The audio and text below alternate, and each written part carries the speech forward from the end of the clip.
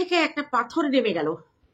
দুদিন ধরে বুকের ভিতরে চাপা একটা কষ্ট হচ্ছিল, নিঃশ্বাস নিতে কষ্ট হচ্ছিল, গলার কাছে সবকিছু আটকে থাকছিল। বারবার একটা কথাই মনে হচ্ছিল, এতটা আমরা ভুল করেছি মানুষ চিনতে, এতটা ভুল করেছি।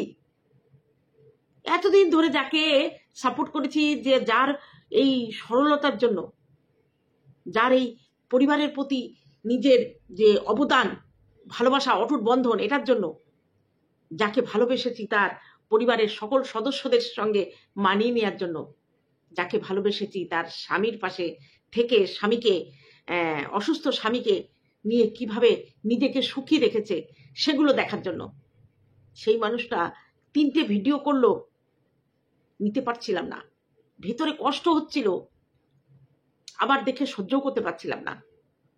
একবার মনে হচ্ছিল ফোন করি, তা দেখলাম না, কেন ফোন করব, আমার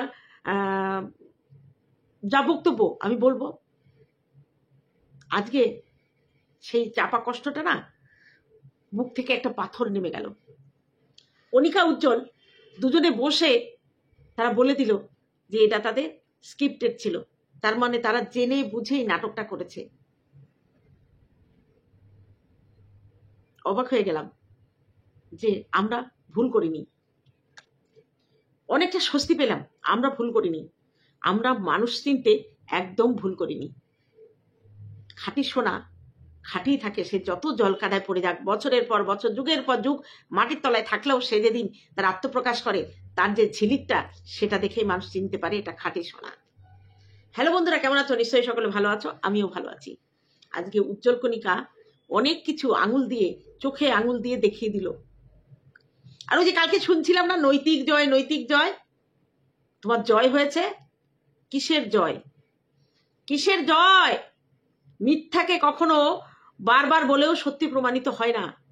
তবে আমার ভালো লাগলো কণিকা, উজ্জ্বল যে মুখ খুলেছে, তারা যে তাদের ভাষায় প্রতিবাদ করেছে, এটা দেখে বড্ড খুশি হলো। কণিকা যে বলতে পারে, কণিকা যে আঘাতের প্রতি প্রত্যাঘাত করতে পারে, উচিত জবাব দিতে পারে, সেটা আজকে দেখে বড্ড খুশি হলো। সেই দিনটা নেই যে গুমড়ে গুমড়ে কাঁদবে। তাকে যদি কেউ 1 আঙুল দেখায়, অবশ্যই সে ভদ্রভাবে 2 আঙুল দেখাবে। আর এইটাই আমরা চেয়েছিলাম। দুদিন ধরে বড্ড কষ্ট দিলে কণিকা, কাছে পেলে না গাল একটা টেনে চড় দিয়ে আসতাম, কিংবা গাল দুটো টেনে দিতাম, এই যে ফোলা ফোলা গাল দুটো না টেনে দিতাম। বড্ড কষ্ট পেয়েছি, নিজের সঙ্গে নিজে লড়াই। ভাবছি ওকে বিশ্বাস করতে পারিনি একদম। দেখছো তো আমার ভিডিওগুলো কেমন হয়েছে। কণিকা তার শাশুড়ির বিরুদ্ধে বলছে, এটা হজম হচ্ছিল না। আবার তার ননদ, সে আবার বললো মায়েরও দোষ আছে। আরে সংসারে থাকতে গেলে দোষ গুণ তো থাকবেই। আরে মা মেয়ে খোটাখুটি বাদে। সব থেকে কষ্ট লেগেছে না, ভিডিওতে এসে যখন কেউ কমেন্ট করেছে কণিকাও পরকীয়া করতে চায়, উত্তর দিয়েছি না, একদম না, একদম না। কণিকার দ্বারা সেটা সম্ভব নয়। সেটা যদি করার হতো না, কণিকা অনেক আগেই করতো। আসতো কেন? বিয়ের পরে তো হয়নি উজ্জ্বলের এই অ্যাক্সিডেন্টটা, বিয়ের আগে হয়েছে। তার যদি সুস্থ সমর্থ স্বামী নিয়ে থাকার ইচ্ছা থাকতো, সে উজ্জ্বলকে বিয়ে করতো না। এই জায়গাটা মেয়েটা আমাদের এইখানটায় বসেছে, এইখানটায় বসেছে। 100-র মধ্যে একটা মেয়েই পারে এগুলো, আর সেটা হচ্ছে কণিকা। বিয়ের পরে এরকম হলে তাই সেই বরকে, আরে সুস্থ সবল বরকে ফেলে চলে যাচ্ছে, সে নাকি তার শারীরিক সুখ মেটাতে পারে না, সেই জন্য স্বামীকে ছেড়ে পরপুরুষ ধরছে, কোলের সন্তানকে ফেলে। আর কণিকা, সে জানে এই স্বামী কোনোদিন উঠে আমার পাশে দাঁড়াতে পারবে না, এই স্বামী কোনোদিন আদর করে আমাকে কোলে তুলে নিতে পারবে না, এই স্বামী আমি কাঁদলে উঠে গিয়ে আমার ঘাড়ে হাত দিয়ে বলতে পারবে না আমি আছি তো। সব জেনে শুনে কণিকা উজ্জ্বলকে বিয়ে করেছে। খুব কষ্ট পেয়েছি কণিকা, 2 দিন খুব কষ্ট দিয়েছিস। এত খারাপ লাগছিল না। আমি আর দীপ্তিদি আলোচনা করছিলাম, দীপ্তিদিকে আমি বারবার বলছি, দীপ্তিদি কি শুনছি। দীপ্তিদিও বলছে আমারও ভালো লাগছে না। কিছু মানুষ, সুবিধাবাদী মানুষ, এটা নিয়ে কিছু খিল্লি উড়িয়েছে। আজকে একজন দেখি কমেন্ট করেছে ওখানে যে সেখানে মন্দিরা গেছিল আর গীতাদিও গেছিল, তাদের তো কিছু কে বলেছে? যা আমাদের বলেনি, আমাকে বলেছে যে সমাজের এই নোংরা জিনিসকে সাপোর্ট করে আপনি ভালো কাজ করেননি। আমি উচিত জবাব দিয়েছি তাকে। দুটো একটা ছেলে একটা মেয়ে ভালোবেসে যদি সংসার করতে পারে, সরকার যেখানে পারমিশন দিয়েছে, দুটো মেয়ে কেন এক জায়গায় থাকতে পারবে না? আজকে দেখো কিছু মেয়ে আছে তাদের মধ্যে না, তাদের ভেতরকার ফিলিংসে তারা মনে করে তারা পুরুষ, তারা পুরুষ মনে করে নিজেকে, তারা মেয়েদের প্রতি আকৃষ্ট হয়, তাদের ছেলেদের দেখলে কোনো রকম ফিলিংস হয় না। সেই মেয়েগুলোই আরো একটা মেয়েকে ভালোবেসে কাছে রাখতে চায়। বৈশাখীর একবার বিয়ে হয়েছিল, বিয়ের পরে তার স্বামীর অত্যাচারে একটা ছেলে সন্তানকে নিয়ে এসে বাবার বাড়িতে আছে। এই স্কুল বয়সে নাকি বৈশাখীর ওপরে মন্দিরার একটা মন্দিরা আর বৈশাখীর একটা সম্পর্ক উঠেছিল। মন্দিরার বিয়ে হয়েছিল, বৈশাখী তো ও নিজেকে ছেলে মনে করে। তাহলে পুনরায় তারা আবার ফেসবুকের মাধ্যমে আলাপে আবার তার একসঙ্গে সংসার বেঁধেছে, তারা সুখে আছে, তারা নিজেদের প্রাউড ফিল করে। আর সরকার যেখানে সম্মতি দিয়েছে সেখানে সমাজ মেনে নিতে বাধ্য। আমরা তার বিয়ে নিমন্ত্রিত হয়ে খেতে গেছিলাম, আমাদের সামনে তো তারা কোনো নোংরামি করেনি তো, বরঞ্চ তারা যা ব্যবহার করেছে, আমি সুস্থ স্বাভাবিক কোনো মানুষদের, তারা তো অসুস্থ নয়, তারাও সুস্থ স্বাভাবিক, নিমন্ত্রণ বাড়িতে গিয়েও কিন্তু এই আপ্যায়নটা পাই না। আমি কে? সামান্য এইটুকু একটা কন্ট্রোভার্সি ক্রিয়েটার। আমাকে ফোন করেছে, প্রথমে ফোন করে দুজনে নিমন্ত্রণ করেছে, পরে কার্ড পাঠিয়েছে হোয়াটসঅ্যাপে, পরে আবার আগের দিন রাতে কনফার্ম করেছে আন্টি আসতে কিন্তু হবেই, না এলে কিন্তু খুব কষ্ট পাবো। রাস্তায় দাঁড়িয়ে রয়েছে, যারা আসছে না তাদের গাড়ি থেকে নামিয়ে নিয়ে যাচ্ছে। আমি কে? আমি একটা গাড়ি ভাড়া করে গেছিলাম সমাধি, গাড়ির দেখে ছুটে এসেছে, এসে হাত ধরে আমাকে ভেতরে নিয়ে গেছে বৈশাখী। আজকে ওদের মা বাবা, তাদেরকে দেখেও আমি অবাক হয়ে গেছি। যতক্ষণ আমরা ওই বাড়িতে ছিলাম ততক্ষণ কার কি লাগবে সেই তদারকি, খেতে বসার থেকে শেষ পর্যন্ত। শেষে যখন আমরা ফিরে আসি, আমাদের গাড়ির অবধি এসে তুলে দেওয়া, এটা কে করে ভাই? বাড়িতে এত লোকজন আছে, কে করে এগুলো? আমাকে এতটা সম্মান দেওয়া তাদের কি দরকার ছিল? আমি কি এইটুকু একটা ক্ষুদ্র কন্ট্রোভার্সি ক্রিয়েটার? সব থেকে বড় কথা, ওখানে অনেক ব্লগার ছিল, তার মধ্যে রিয়াঙ্কা আর মন্দিরাকে আমি চিনি, আর কণিকা তো আগেই চলে এসছে। তাছাড়া যারা ছিল ওদেরকে আমি চিনি না ভালো। যখন পরিচয় করাচ্ছে, আমি যখন বলেছি আমি কন্ট্রোভার্সি ক্রিয়েটার, এরকম করে আটকে উঠেছে সব ব্লগারগুলো। তাহলে আমাদের কন্ট্রোভার্সি ক্রিয়েটারদের প্রতি তাদের একটা আতঙ্ক।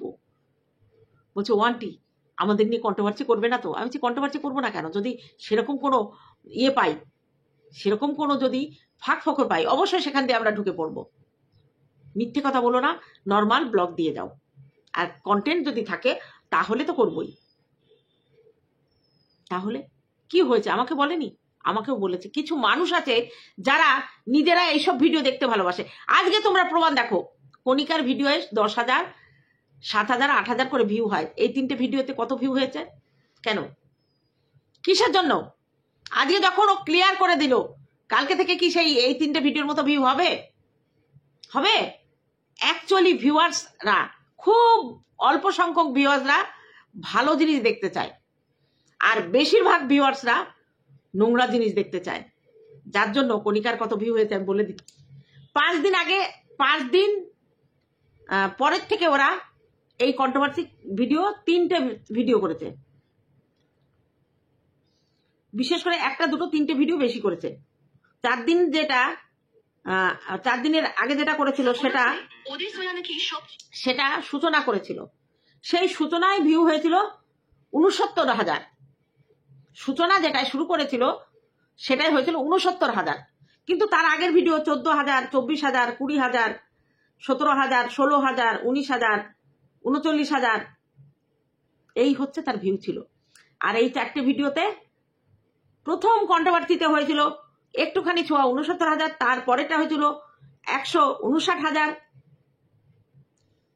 তারপরেরটা হচ্ছে 82,000, তারপরেরটা হচ্ছে 88,000, আর আজকেরটা কত হবে দেখা যাক। তাহলে এই যে কণিকা, এই যে যে ভিউয়ের স্বাদটা পেয়েছিল, তো ধরে রাখতে পারতো সেটা। ও হয়তো ভাবতেই পারতো যে না এটাই তো ভিউ ভালো হচ্ছে, তাহলে আমি এক কাজ করবো। ও কি করতো, ও একটা আলাদা ফ্ল্যাট নিত, স্বামীকে নিয়ে ফ্ল্যাটে যেত, ওর ভাসুর ননদরা এটা নিয়ে অশান্তি করতো ওর সাথে। ও বলতো যে আমাকে এই বলেছে, আমাকে ওই বলেছে। উজ্জ্বলকে কতদিন যত্ন করতো না, কিংবা হয়তো রাগ করে বাপের বাড়ি চলে যেত।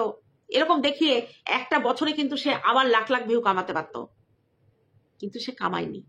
কারণ এই 4টে ভিডিও করার কারণ ভিউয়ার্সদের মানে কি বলে বিবেকের পরীক্ষা নেওয়া, ভিউয়ার্সদের স্বাদের পরীক্ষা নেওয়া, যে কি স্বাদের খাবার ভিউয়ার্সরা গিলতে ভালোবাসে। তাহলে যারা 14,000 দেখতো তারা হচ্ছে কণিকাকে ভালোবাসে, যারা 20,000 দেখতো তারা কণিকাকে ভালোবাসে। আর এই হিউজ পরিমাণ ভিউয়ার্সরা কণিকাকে ভালোবাসে না, ভালোবাসতো না। একটা সময় 1 লাখ ভিউ হতো, একটা সময় 1 লাখ ভিউ হতো। তখনও তো ওই সেই রান্না বান্না, সেই ঘর মোছা, তখন আরো ভাঙা ঘর ছিল। তারপরে এলো কালবৈশাখী ঝড়, কন্ট্রোভার্সির নাম করে একটা চ্যানেল দিনের পর দিন তার পুরো ফ্যামিলিটাকে বাজারে ন্যাংটো করে বিক্রি করতে শুরু করলো, উলঙ্গ করে দিল কণিকাকে পুরো। কণিকা উজ্জ্বলের সন্তান, একমাত্র তার মেয়েকে বাজারে ছড়িয়ে দিল। ওটা উজ্জ্বলের নয়, উজ্জ্বলের দাদার। তার ডিএনএ টেস্টের রিপোর্ট চাইলো।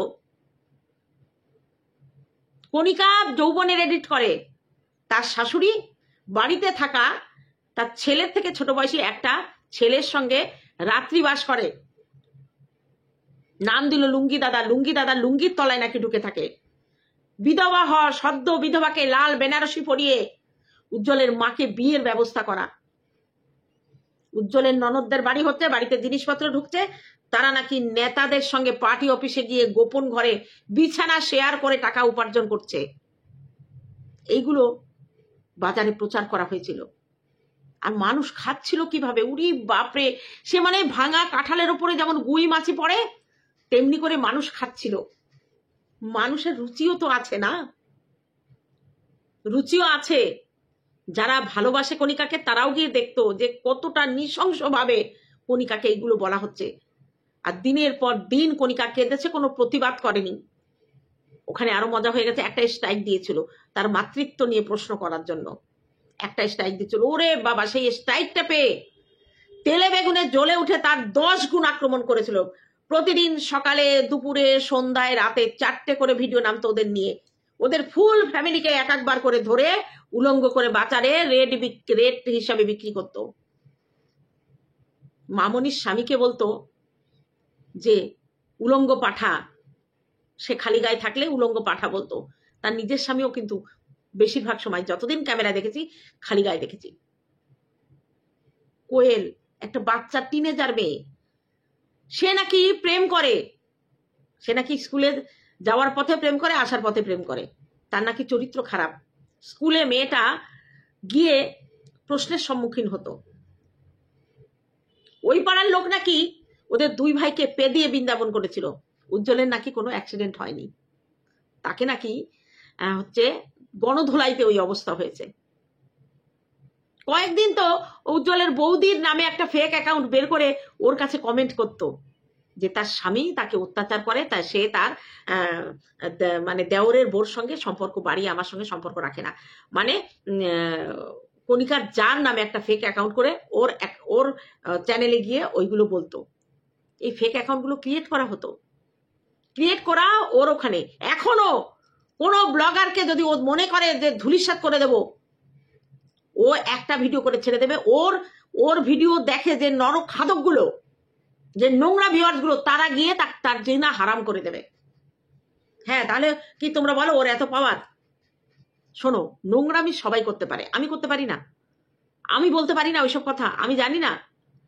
কিন্তু আমার মনুষ্যত্ব আটকাবে একটা মানুষকে ওইভাবে বলতে, আমার শিক্ষায় আটকাবে, আমার পরিবারের লোকজন আমাকে আটকাবে, আমার মা বাবা আমাকে আটকাবে, আমার সন্তানরা আমাকে আটকাবে। কি বলছো তুমি এগুলো? এগুলো কি তোমার বলা সাজে?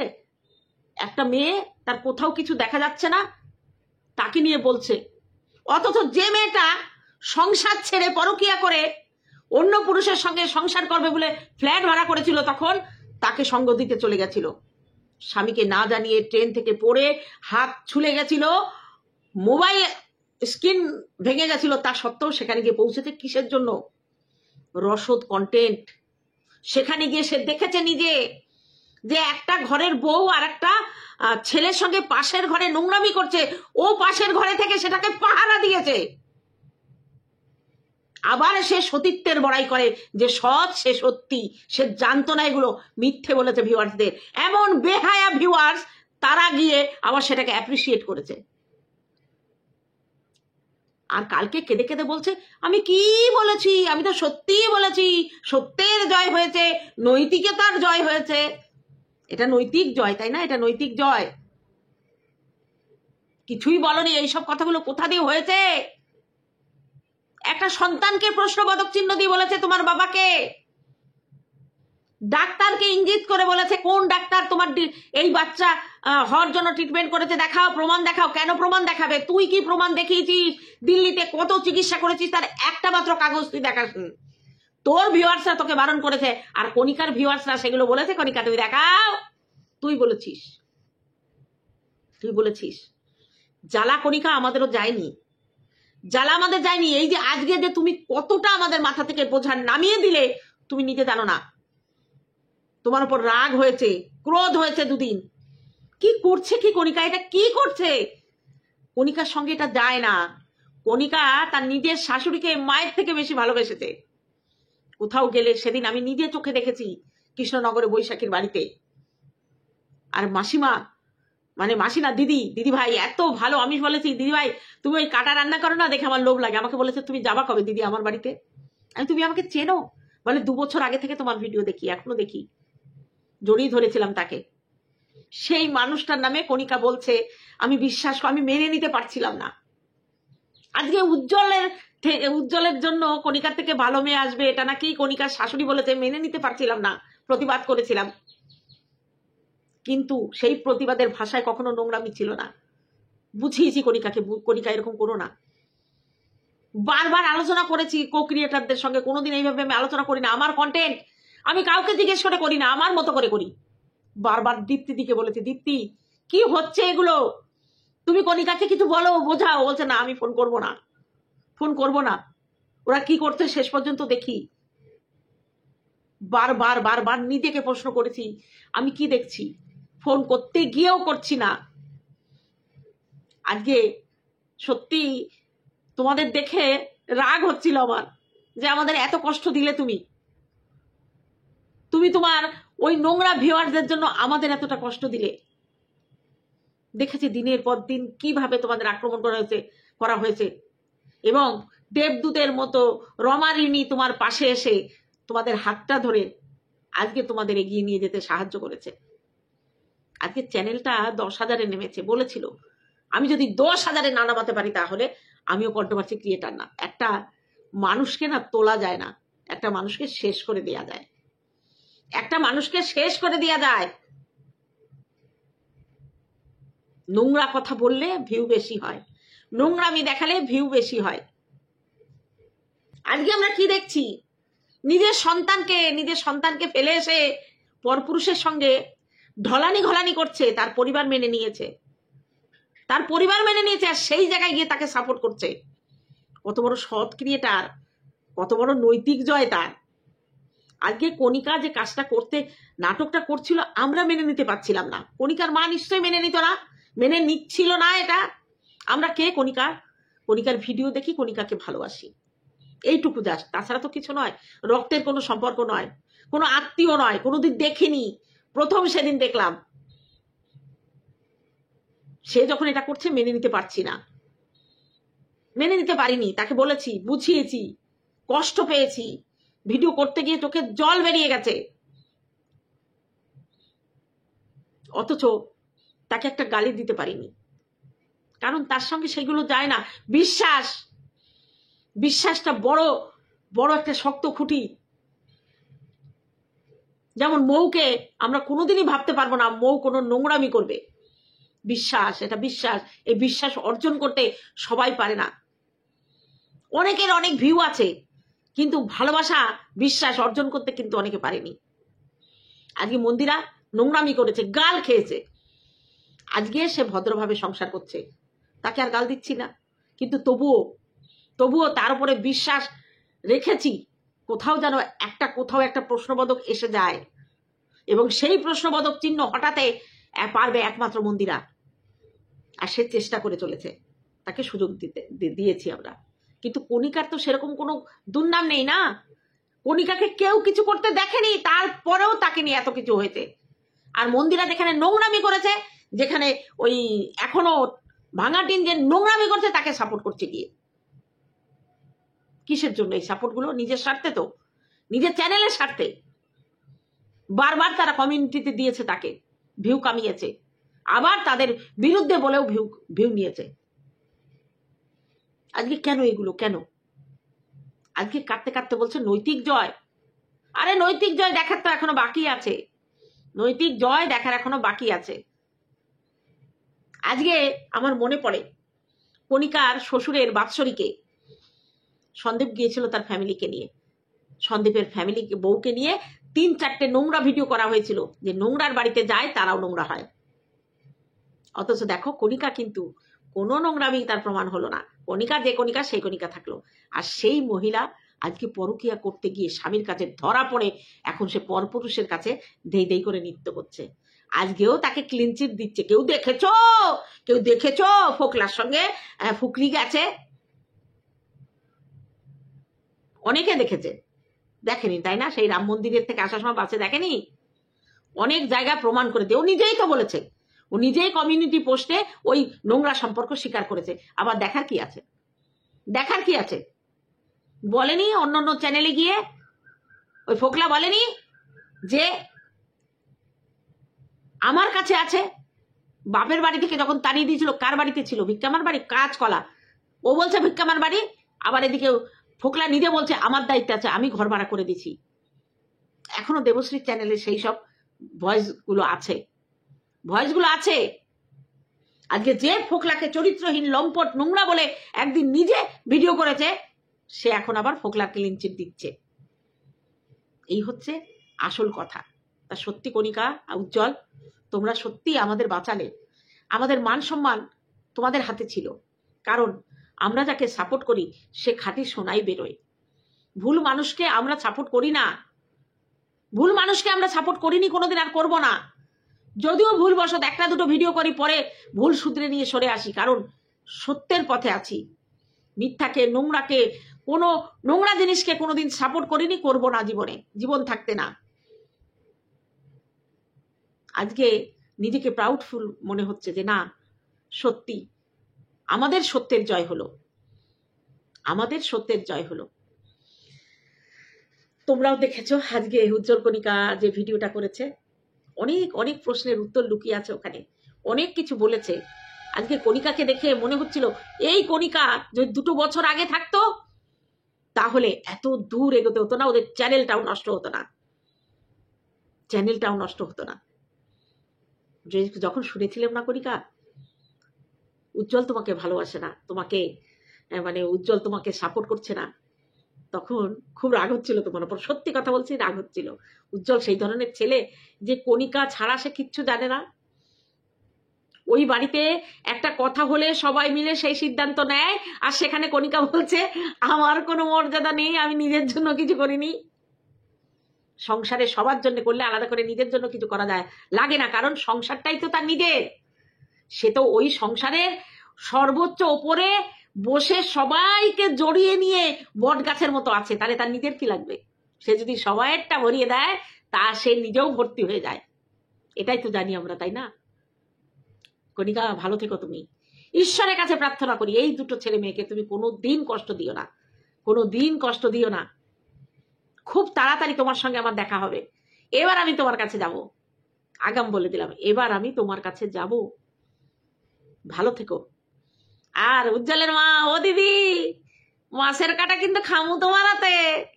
মাছের কাটা খাইতে যাইতেছি, তুমি রেডি হও। যে কোনো দিন ভুস করে চলে যাবো, মাছের কাটা খেয়ে আবার ভুস করে চলে আসবো। তা চলো বন্ধুরা, আমাদের বুকের থেকে পাথর নামিয়ে দিয়েছে কণিকা উজ্জ্বল। অনেক মন থেকে অনেক আশীর্বাদ করি। আর যারা ওদের ভুল বুঝেছিলে, প্লিজ দয়া করে দয়া করে এই কদিন যেভাবে দেখেছো ওকে দেখো, ওর প্রয়োজন, ওকে দেখো, ওকে ভিউ দিও, ওর প্রয়োজন। ওই অসুস্থ ছেলেটাকে নিয়ে ও যতদিন বেঁচে থাকবে ততদিন ওকে পরিশ্রম করে ওর পাশে থাকতে হবে। আর আমরা যদি সবাই ওর পাশে থাকি, ও পারবে শক্ত হয়ে। তোমার পাশে ছিলাম কণিকা, তোমার পাশে আছি এবং তোমার পাশে থাকবো। চলো আজকে এইটুকু থাকলো, দেখা হবে অন্য কোনো ভিডিওতে। ততক্ষণে তোমরা সাবধানে থেকো। টাটা আমার ভিউয়ার্সদের জন্য।